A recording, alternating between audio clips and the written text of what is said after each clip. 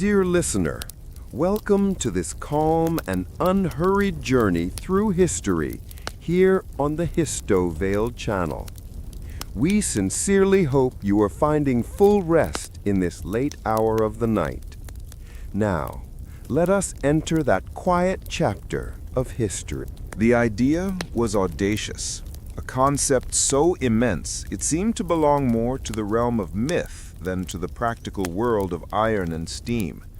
By the mid-1850s, the United States was a nation bifurcated, its eastern prosperity separated from the California gold rush wealth and the fertile Pacific coast by nearly 2,000 miles of unforgiving terrain. The journey west was an agonizing passage, whether by months of sailing around Cape Horn or by the deadly slow trek across the plains and mountains. The need for a single, binding steel connection, a transcontinental railroad, was universally acknowledged, yet the political willpower to begin the work was utterly paralyzed. The paralysis stemmed from a single toxic issue: slavery. As the nation spiraled toward civil conflict, every proposal for a railroad route became a proxy war between the North and the South. A northern route, passing through Nebraska and Wyoming, would benefit free states and solidify their economic power. A southern route, favored by figures like Secretary of War Jefferson Davis, would travel through Texas and New Mexico, bolstering the institution of slavery and its territorial expansion. For years, Congress commissioned extensive, costly surveys by the Army Corps of Engineers, creating detailed maps that crisscrossed the West. These surveys, however, served only to underscore the political stalemate, not resolve the engineering challenge. The how was known. The where was the crucible of the nation's deepest divisions. Into this fractured political landscape stepped a visionary engineer of slight build but monumental obsession, Theodore Dehone Judah. Nicknamed Crazy Judah for his singular focus, he was less a lobbyist than a man possessed by a divine calling to build the line. He worked on a short Sacramento to Folsom railroad, but his true gaze was fixed east, toward the imposing snow-capped barrier of the Sierra Nevada mountains. In 1860, Judah meticulously explored the granite peaks on foot and horseback, searching for a route that would prove his plan feasible where others had dismissed it as fantasy. He found it, the Donner Pass summit, manageable, though terrifyingly difficult, and within striking distance of the Sacramento Valley. Judah returned to Sacramento and sought financial backing from the city's most powerful merchants. He found 5 men, all conservative, successful, and initially skeptical, but eventually captivated by his relentless enthusiasm and precise surveys. These 5 men, Leland Stanford, Collis Huntington, Mark Hopkins, and Charles and Edwin Crocker, would become known as the Big Four of the Central Pacific Railroad. They were not adventurers. They were calculated businessmen who saw the immense financial and political power that would accrue from controlling the western terminus of the Great Line. Their initial investment was almost reluctant, but their ambition, once sparked, became rapacious. Meanwhile, on the national stage, the political deadlock was violently broken. By 1861, the southern states had seceded, and the Union was plunged into the Civil War. With the southern delegation gone from Congress, the political obstacle to a northern route instantly evaporated. Theodore Judah, seizing the historic opportunity, traveled east to Washington, D.C., and began to work the halls of Congress with renewed fervor. He found a receptive audience, though distracted. The man who would ultimately sign the decree was President Abraham Lincoln. For Lincoln, the railroad was more than just commerce. It was a critical tool for national survival and manifest destiny. He feared that without a secure connection, California, with its gold and its vast distance, might be tempted to secede or fall prey to foreign influence. The railroad was a steel embrace meant to hold the Union together, stretching its reach across the Great Plains to bind the Pacific coast permanently to the states of the Atlantic. On July 1, 1862, President Lincoln signed the Pacific Railroad Act. This was the pivotal moment, the legal birth of the Transcontinental Railroad. The act chartered two companies. The Central Pacific Railroad was authorized to build eastward from Sacramento, and the Union Pacific Railroad was authorized to build westward from the Missouri River near Omaha, Nebraska. Crucially, the government provided massive incentives, not just loans, but vast grants of public land, 10 square miles of land for every mile of track laid. This was an invitation to riches, an unprecedented partnership between public funding and private enterprise. The race was now officially on. Yet as the war raged, the Central Pacific faced immediate, devastating setbacks. Initial construction began slowly in 1863. Theodore Judah, the man who had laid the intellectual foundation for the entire project, soon clashed bitterly with the Big Four over financing and the moral implications of their growing political influence. Tragically, in November 1863, Judah contracted yellow fever while returning from New York and died shortly thereafter. The crazy Judah would never see a single mile of his transcontinental dream completed.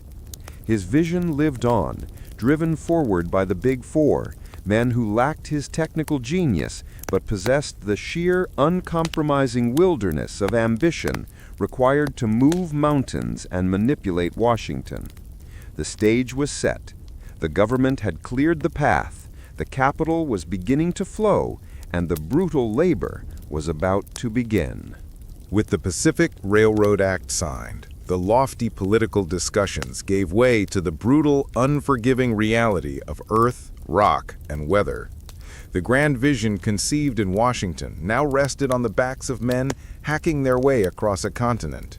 The two chartered companies, the Union Pacific starting west from Omaha, Nebraska, and the Central Pacific heading east from Sacramento, California, entered into a literal race for land grants and government subsidies. Every mile of track laid meant more wealth, accelerating the pace from a determined effort to a frantic, dangerous gamble. The challenges faced by the two companies were vastly different.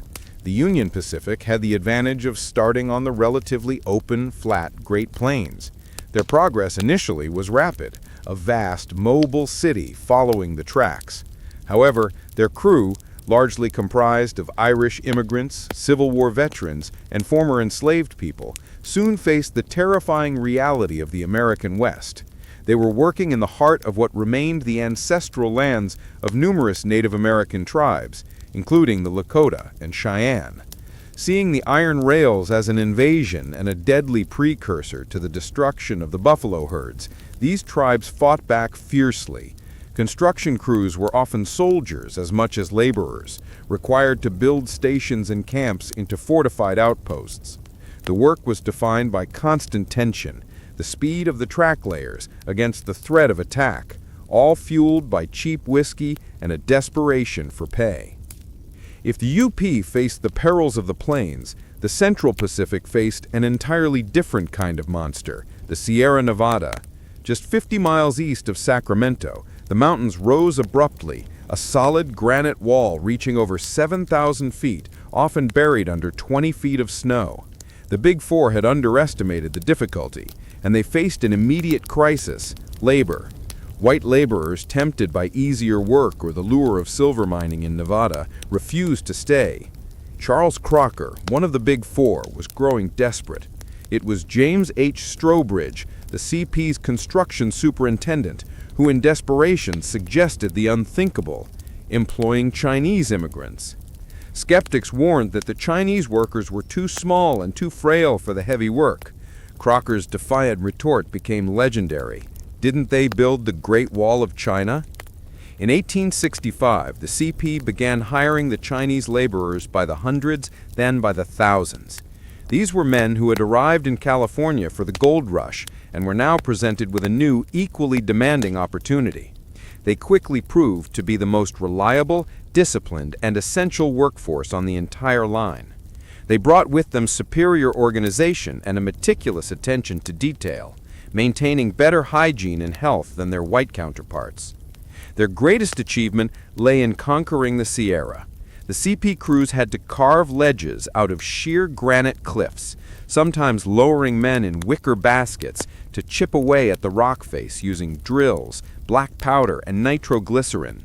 The work was hazardous beyond measure. The loss of life was staggering. When winter arrived, the work did not stop. Miles of track were laid inside vast, snow-protecting wooden snow sheds, built simultaneously with the track underneath.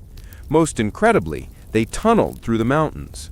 The greatest of these efforts was the Summit Tunnel, a 1,659-foot bore through solid rock. Working around the clock, in suffocating darkness and lung-searing dust, the Chinese laborers averaged only inches of progress per day. Their use of advanced, for the time, techniques like lowering teams down a central shaft to blast from the middle outward eventually saw the tunnels completed. The year 1868 saw the greatest surge of speed and the last major engineering challenge overcome. With the Sierra behind them, the Central Pacific Track exploded across the Nevada desert, and the Union Pacific advanced rapidly across Wyoming and into Utah. The two lines were finally within striking distance of one another. The final push was a desperate, almost comical rivalry. Crews attempted to lay the maximum amount of track in a single day, boasting and betting on their speed. The UP, spurred by General Grenville Dodge, achieved a magnificent pace, but the CP's Chinese crews set an astonishing and perhaps unbeatable record of 10 miles of track laid in a single day on April 28, 1869. The construction of the Transcontinental Railroad was a monumental feat of engineering, but it was also a testament to the endurance and sacrifice of its workers. The cost of this steel spine was measured not just in the $100 million spent, but in the countless lives lost to explosions, disease, freezing cold, and conflict. The bones of the unseen laborers, the Irish, the veterans, and most numerously the Chinese, were laid across the continent, forming the true foundation of the American path forward. The race was nearly over, and the stage was set for the final golden connection. The great race concluded not with a desperate dash, but with a carefully orchestrated ceremony. On May 10, 1869, at Promontory Summit, a desolate, sun-baked spot north of the Great Salt Lake in Utah Territory, the engines of the Central Pacific and the Union Pacific met nose to nose. The Central Pacific's Jupiter and the Union Pacific's number 119 stood separated by a single rail length. The crowd gathered, railroad dignitaries, reporters, and a contingent of soldiers, all waiting for the symbolic act that would bind the coasts. Leland Stanford, the powerful leader of the Central Pacific, had the honor of swinging the silver maul to drive the legendary golden spike into a pre-drilled laurel tie. He swung and missed. The crowd laughed. The telegrapher, however, dutifully tapped out the prearranged signal. ... Done.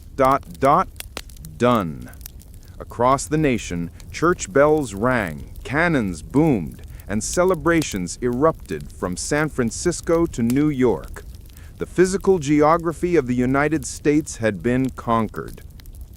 The journey that once took 6 months of peril could now be completed in a matter of 6 days, marking the true fulfillment of the phrase manifest destiny. The immediate consequence of this technological triumph was the creation of the new American economy. The railroad instantly unified markets, allowing for the mass movement of goods. California fruit could feed the East, and Eastern manufacturing could clothe the rapidly developing West. New towns sprang up along the rail lines.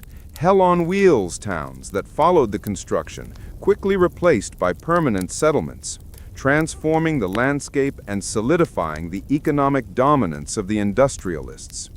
The Central Pacific's Big Four and the Union Pacific's investors became titans, their fortunes now inextricably linked to the iron veins running across the continent. Yet this triumph cast an immediate dark shadow. The land grants provided by the 1862 Act, which totaled 20 square miles for every mile of track, had already been awarded. The railroad companies became the largest private landowners in the West, and their path was not just a route for commerce, but an unyielding frontier for cultural collision. The Native American way of life, centered on the migratory buffalo herds, was shattered almost overnight. The iron rails blocked migratory paths, and the railroad allowed professional hunters to ship millions of buffalo hides back east, decimating the animal populations upon which the Plains tribes depended.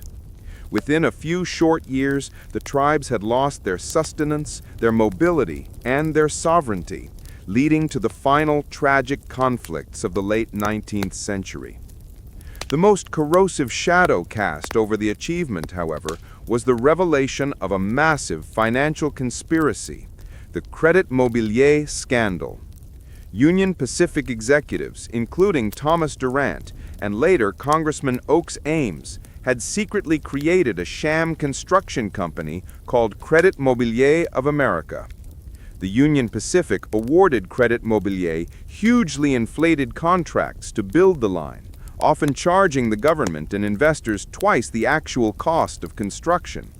The executives essentially paid themselves enormous fraudulent profits using federal funds and bonds. To protect their scheme from government oversight, Ames distributed shares of Credit Mobilier stock at deeply discounted rates, a form of outright bribe, to nearly 20 influential congressmen and other powerful Washington politicians, including Vice President Schuyler Colfax. When the details of the fraud were exposed in 1872, the ensuing investigation became the largest political corruption scandal of the era. Though only 2 congressmen were officially censured, the integrity of the highest levels of American government was severely damaged, leaving a legacy of cynicism that defined the Gilded Age. The Transcontinental Railroad remains a potent symbol of American ingenuity and ambition. But as the iron rails carried settlers, goods, and wealth, they also carried the full complexity of the nation, its astonishing capacity for engineering greatness, and its equally profound capacity for greed, corruption, and cultural destruction. The sound of the train whistle echoing across the vast open country was the sound of a new America, louder, faster, and permanently changed.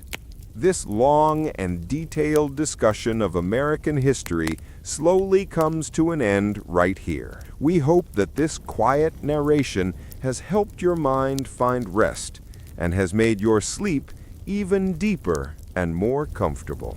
To listen to another dull yet important chapter from the pages of history on a future night, you may follow the channel. May every one of your nights be tranquil and restful. Good night.